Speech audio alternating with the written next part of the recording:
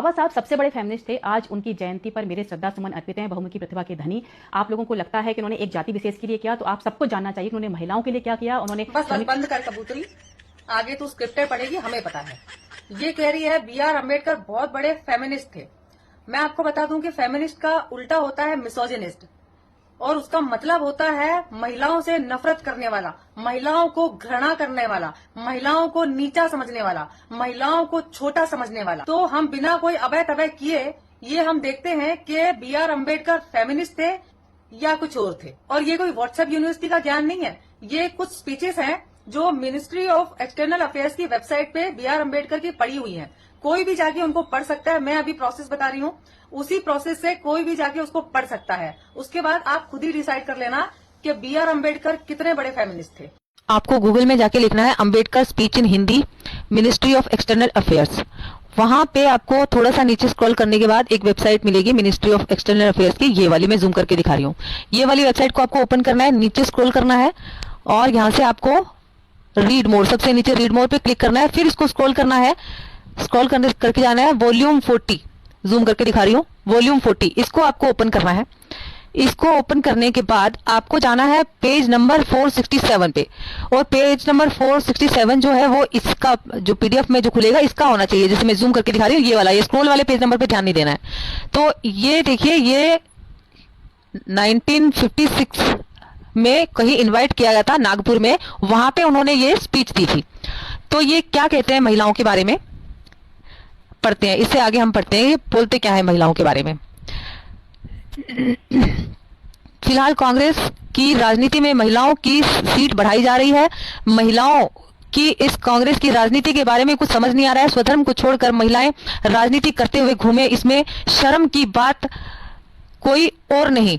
महाराष्ट्र की महिलाओं द्वारा अब केवल कसोटा जो पीछे बांधते हैं उसके बारे में बात करें, खोलना ही बाकी रह गया है।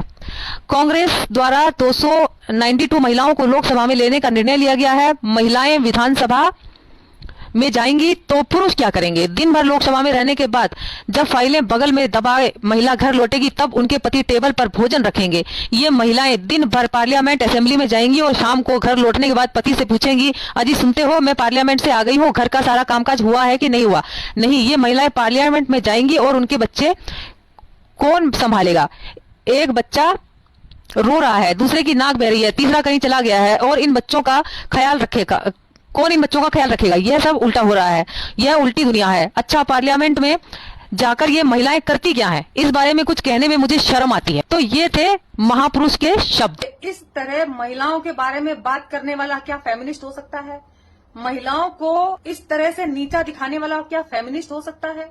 महिलाओं को सिर्फ घर का काम काज करने वाली समझने वाला क्या फेमिनिस्ट हो सकता है? इस तरह की बातें करना महिलाओं के बारे में करने वाला क्या महिलाओं का भला कर सकता है?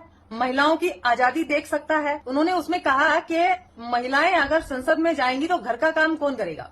आज हम देख रहे हैं कि महिलाएं ऑफिस भी जाती हैं, घर भी संभालती हैं और एक्स्ट्रा काम भी कर लेती हैं, सब कुछ कर लेती हैं। अब मुझे बताओ, क्या इस तरह की छोटी सोच रखने वाला महापुरुष फेमिनिस्ट था या मिसोजिनिस्ट था? ये आप लोग मुझे कमेंट करके बताएंगे, क्योंकि मुझे तो पहली बात तो मुझे विश्वास नहीं हुआ, लेकिन विश्वास करना पड़ा। ये मिनिस्ट्री ऑफ एक्सटर्नल अफेयर्स की वेबसाइट पे पड़ा हुआ है, डॉक्यूमेंटेड है, कहीं से किसी ने मुझे बताया नहीं है, कोई व्हाट्सएप पे मुझे कोई मैसेज नहीं आया है। तो अब आप लोग बताइए कि B.R. अम्बेडकर कितने बड़े महापुरुष थे, कितने बड़े महिलाओं के बारे में सोचने वाले थे, कितनी महिलाओं की आजादी के बारे में सोचने वाले थे, और कितना बड़ी उनकी सोच थी। ये आप लोग मुझे कमेंट करके बताएं, क्योंकि मैं तो कंफ्यूज हूँ। आखिर महापुरुष है।